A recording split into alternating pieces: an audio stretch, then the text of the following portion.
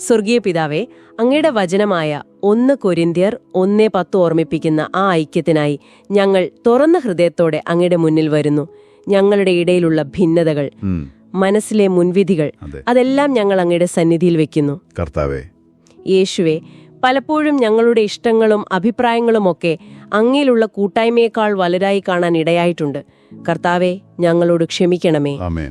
താഴ്മയോടെ പരസ്പരം ശ്രദ്ധിക്കാനും സ്നേഹത്തോടെ സത്യം സംസാരിക്കാനും എല്ലാത്തിനും ഉപരിയായി ഞങ്ങളെ ഒന്നാക്കി നിർത്തുന്ന ക്രിസ്തുവിൽ തന്നെ ഞങ്ങളുടെ ശ്രദ്ധ വയ്ക്കുവാനും ഞങ്ങളെ സഹായിക്കണമേ. ഞങ്ങളുടെ ഈ കൂട്ടായ്മ, ഞങ്ങളുടെ ഐക്യം, അത് ലോകത്തിന് അങ്ങയുടെ സ്നേഹത്തിന്റെയും ശക്തിയുടെയും ഒരു വലിയ സാക്ഷ്യമായി മാറട്ടെ.